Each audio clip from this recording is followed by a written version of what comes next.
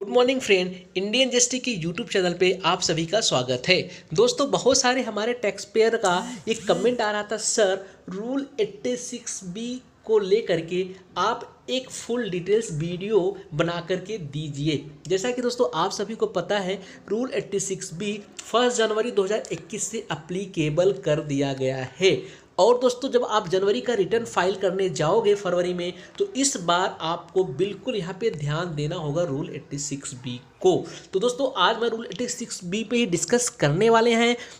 I hope आपका सारा doubt यहाँ पे क्लियर हो जाएगा दोस्तों। तो वीडियो में लास्ट तक आप लोग बने रहिएगा, वीडियो को बिल्कुल स्किप मत करिएगा दोस्तों। तो चलिए रूल 86B को रीड करते हैं, उसका इंटरप्रिटेशन निकालते हैं और आपको एग्जाम्पल के थ्रू बताने की कोशिश यहाँ पे करते हैं। तो चलिए दोस्तों, without time wasting let's go started.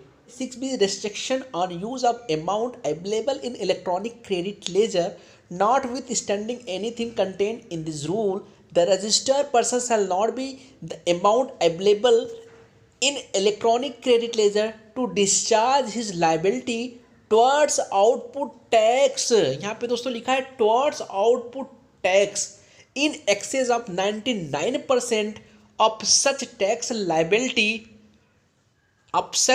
liability in case where the value of taxable supply other than exempted supply and zero rated supply in month exceed 50 lakh rupees. इस वर्ड का जो इंटरप्रिटेशन निकल के आ रहा है, चलिए ये हम आप लोग को बताने की कोशिश करते हैं। यहाँ पे क्या बोला गया है दोस्तों, यहाँ पे बोला गया है आपकी जो आउटपुट टैक्स है ना, उसका 1% आपको अपने पास से जमा कराना पड़ेगा गवर्नमेंट को। कैश में आपको गवर्नमेंट को जमा कराना पड़ेगा 1% आपके आउटपुट टैक्स का। यहाँ पे क्या बोला कि भैया जो 99% टैक्स की लायबिलिटी है, इसे तो आप अपने आईटीसी से एडजस्ट कर सकते हो, बट जो 1% है ना, इसे आपको अपने कैश में पेमेंट करना पड़ेगा, कैश लेजर से पेमेंट करना पड़ेगा। यहाँ तक आप लोग को समझ में आ गया होगा। 99% टैक्स लायबिलिटी का आप क्रेडिट लेजर से यूज कर सकते हो, लेकिन 1% आपको अपने कैश लेजर से पेमेंट करना पड़ेगा। यहाँ तक आई होप आप समझ गए होंगे। अब हम समझने की कोशिश करते हैं आउटपुट टैक्स क्या है। आउटपुट टैक्स का मतलब क्या है दोस्तों, एज पर एक्ट आपने जो टैक्सेबल सप्लाई रिसिपिएंट को दिया होगा और उससे जो आपने टैक्स कलेक्ट किया, ये टैक्स क्या माना जाता है, आउटपुट टैक्स माना जाता है। इसी आउटपुट टैक्स का आपको 1% गवर्नमेंट को पे करना है। यहाँ तक आपको क्लियर हो गया होगा। अब हम समझते हैं दोस्तों टैक्सेबल सप्लाई।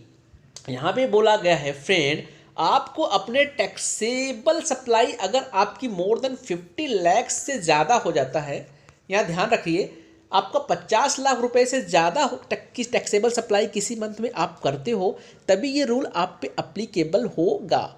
बट फ्रेंड, इस टैक्सेबल सप्लाई में आपका क्या क्या इंक्लूड नहीं होगा। आपका यहाँ पे जीरो रेटेड सप्लाई जो आपने दिया है, यह इंक्लूड नहीं किया जाएगा। एग्जेम्प्ट सप्लाई जो आपने दिया है, यह भी इंक्लूड यहाँ पे नहीं किया जाएगा। तो अगर आपके केस में जीरो रेटेड सप्लाई भी है, एग्जेम्प्ट सप्लाई भी है, तो आपको ध्यान देना है, जब आप टैक्सेबल सप्लाई का आप देखोगे जो कंडीशन है 50 लाख से ज़्यादा का, तो वहाँ पे जीरो रेटेड सप्लाई और एग्जेम्प्ट सप्लाई को आपको इंक्लूड नहीं करना है। सिर्फ आपको टैक्सेबल सप्लाई ही देखनी है जो 50 लाख से ज़्यादा की होनी चाहिए, फिर आप पे ये रूल अप्लीकेबल होगा। ठीक है सर, यहाँ तक आपको समझ में आ गया होगा। चलिए अब हम आगे बढ़ते हैं। अब आपको एक एग्जाम्पल दे करके यहाँ पे हम बताने की कोशिश करते हैं। दोस्तों, मान लेते हैं एक किसी पार्टिकुलर मंथ में, हम जनवरी को ही ले लेते हैं कि जनवरी में हमारी जो टैक्सेबल सप्लाई है 60 लाख रुपए की हमारी टैक्सेबल सप्लाई यहाँ पे हो गई है। यहाँ पे हमारी एक 60 लाख रुपए की टैक्सेबल सप्लाई जनवरी मंथ में हमने कर दिया है। अब इस पे जो हमारा रेट है, हम ये मान के चलते हैं 18% का हमारा रेट है। तो फ्रेंड, यहाँ पे जो हमारी आउटपुट टैक्स निकल के आएगी वह कितने की आने वाली है, 10,80,000 रुपए की हमारी आउटपुट टैक्स यहाँ पे निकल के आने वाली है। यहाँ तक आपको समझ में आ गया। अब क्या बोलता है रूल्स, क्या बोलता है कि इस जो आउटपुट टैक्स आपने कलेक्ट किया है, इसका 1% आपको अपने कैश लेजर से पेमेंट करना पड़ेगा। तो ये जो 10,80,000 हमने जो कलेक्ट किया अभी, आउटपुट जो हमारा टैक्स बन रहा है यहाँ पे, इसका 1% कितना होगा, 10,800 रुपये आपको अपने पास से देना पड़ेगा। लेकिन इसके पहले अब मैं आपको ये भी बता दूं कि जो ये 10,80,000 रुपये आपका आउटपुट टैक्स है यहाँ पे, इसके सामने हमारे पास 10,70,000 की आईटीसी भी पड़ी है। अब आप समझने की कोशिश करिए, 10,70,000 की आपके पास इनपुट टैक्स क्रेडिट पड़ी है और 10,80,000 की आपके पास आउटपुट टैक्स की लायबिलिटी पड़ी है। आप बोलोगे सर 10,80,000 में से 10,70 हम माइनस करके फिर उसके बाद हम 10,000 रुपये का 10% गवर्नमेंट को पे करना है। नहीं, आप अगर ऐसा सोच रहे हो फ्रेंड तो आप गलत सोच रहे हो। आपको नेट टैक्स लायबिलिटी पे, नेट टैक्स पेबल पे 1% नहीं भरना है, क्योंकि जो मैंने रूल 86B पढ़ा वहां पे क्या लिखा था, टुवर्ड्स आउटपुट टैक्स। उसने बोला कि जो आपकी आउटपुट टैक्स है उसका 1% आपको गवर्नमेंट को पे करना है, ना कि आपको अपने नेट टैक्स पेबल का पेमेंट करना है।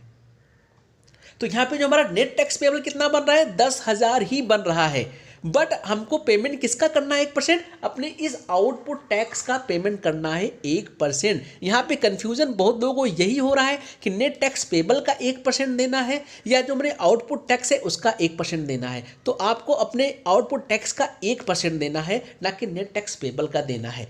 नेट टैक्स पेबल की बात की नहीं गई रूल 86B में, मैंने आपको रीड करके बता दिया, उसका इंटरप्रिटेशन है कि आपको आउटपुट टैक्स पे 1% देना है।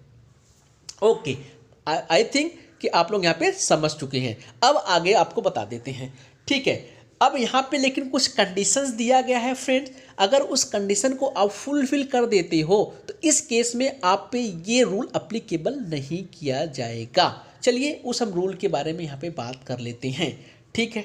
चलिए दोस्तों देखिए, उसमें एक रूल जो बताया गया दोस्तों, वहाँ जो कंडीशंस बताई गई है कि अगर आप एक प्रोप्राइटरशिप हो, आपके पास कोई फर्म है या आप कंपनी हो। प्रोप्राइटरशिप के केस में प्रोप्राइटर और फर्म के केस में 2 पार्टनर और कंपनी केस में जो एमडी है, अगर वह लास्ट फाइनेंशियल ईयर में 1 लाख से ज़्यादा का टैक्स का पेमेंट करता है, इनकम टैक्स का, तो इस केस में ये रूल अप्लीकेबल नहीं होगा उसकी कंपनी में। लास्ट 2 फाइनेंशियल ईयर में अगर 1 लाख से ज़्यादा का इनकम टैक्स का पेमेंट कर रहा है, कोई पार्टनर है या कोई प्रोप्राइटर है या कंपनी का एमडी है, अगर वह लास्ट 2 फाइनेंशियल ईयर से 1 लाख से ज़्यादा का टैक्स का पेमेंट कर रहा है, इनकम टैक्स का, तो ये रूल उसकी कंपनी पे अप्लीकेबल नहीं होगा। Okay sir. अब दूसरा दोस्तों उन्होंने बोला है कि अगर आप इन्वर्टेड सेक्शन में फॉल करते हो और प्रीसीडिंग फाइनेंशियल ईयर में अगर आपने 1 लाख से ज़्यादा का रिफंड 1 लाख से ज़्यादा का रिफंड आपने ले लिया है, तो इस केस में भी आप पे रूल अप्लीकेबल नहीं होगा। इन्वर्टेड सेक्शन दोस्तों क्या होता है, आई होप आप लोग जानते होंगे। अगर नहीं जानते होंगे तो मैं इसका एक सेपरेट वीडियो बना दूंगा, अगर आप कमेंट में बताते हो तो अगर आप इन्वर्टेड सेक्शन में फॉल करते हो, 1 लाख से ज़्यादा का रिफंड आपने क्लेम कर लिया है लास्ट प्रीसीडिंग फाइनेंशियल ईयर में, 1 लाख से ज़्यादा का अगर आपने रिफंड क्लेम कर लिया है, तो इस केस में भी ये रूल आप पे एप्लीकेबल नहीं होने वाला है। तीसरा है दोस्तों, यहाँ पे ये समझना बहुत ज़रूरी है दोस्तों। जो तीसरा मैं आप लोग को दोस्तों यहाँ पे बता रहा हूँ, ये बहुत इंपॉर्टेंट है। यहाँ पे आप समझो, क्योंकि यहाँ पे आपको बड़ी सतर्कता के साथ वर्किंग बनानी पड़ेगी। यहाँ पे उन्होंने बोला है फ्रेंड, अगर आपका जो कैश का जो पेमेंट होगा, आप अगर जो नेट टैक्स लायबिलिटी का जो आप पेमेंट करने वाले हो कैश लेजर से, अगर वह जो 1% आउटपुट टैक्स से ज़्यादा होगा, दोस्तों ध्यान देना यहाँ पे 1% आउटपुट टैक्स से ज़्यादा का अगर पेमेंट आप कैश के थ्रू करते हो अपने नेट टैक्स लायबिलिटी का, तो इस केस में भी आप पे ये रूल अप्लीकेबल नहीं होगा। ये एग्जाम्पल से आप समझो दोस्तों, मैं आपको एग्जाम्पल देके समझाने की कोशिश करता हूँ। ये जैसे कि मैंने एग्जाम्पल लिया था, 10,80,000 रुपये की मेरी आउटपुट टैक्स यहाँ पे बन रही थी और हमारे पास जो क्रेडिट पड़ी थी वो 10,70,000 रुपये की क्रेडिट यहाँ पे पड़ी हुई थी। तो फ्रेंड इस केस में हमारी जो नेट टैक्स लायबिलिटी होगी कितने की बनेगी, यहाँ पे ओनली हमारी जो नेट टैक्स लायबिलिटी है वो बनेगी यहाँ पे 10,000 रुपये की। लेकिन हमको अपने आउटपुट टैक्स का 1% भरना है, जो कि 10,80,000 था, उसका 1% होगा यहाँ पे 10,800 रुपये। तो आप इस केस में देख सकते हो कि यहाँ पे हमारी नेट टैक्स लायबिलिटी 10,000 है और हमारी आउटपुट टैक्स का 1% 10,800 रुपये है। अगर ये 10,000 नेट टैक्स लायबिलिटी अगर 10,800 रुपये से ज़्यादा की होती, मतलब यहाँ पे 11,000 हो जाती या इससे ज़्यादा की होती, तो इस केस में भी आप पे ये रूल अप्लीकेबल नहीं होता। तो दोस्तों ये ऐसा केस कब बन सकता है? ऐसा केस तभी बन सकता है अगर हमारे पास इनपुट टैक्स क्रेडिट कम हो तो हमारी नेट टैक्स लायबिलिटी ज़्यादा भरने को आएगी। तो उस केस में हो सकता है कि हमारी जो नेट टैक्स लायबिलिटी हो आउटपुट टैक्स के 1% से ज़्यादा की बन सकती है भरने के लिए। तो इस केस में भी हमको ये रूल अप्लीकेबल नहीं होगा। तो आई होप दोस्तों आप लोग ये रूल अच्छी तरीके से समझ गए होंगे, आपका सारा डाउट क्लियर हो गया यहाँ पे। तो दोस्तों अगर वीडियो अच्छी लगी है तो चैनल को सब्सक्राइब करना बिल्कुल मत भूलिएगा, बेल आइकॉन को भी दोस्तों प्रेस कर दीजिएगा जिससे लेटेस्ट नोटिफिकेशन आप लोग को मिलता रहे। तो दोस्तों मिलते हैं फिर एक नई वीडियो के साथ, तब तक के लिए जय हिंद जय भारत।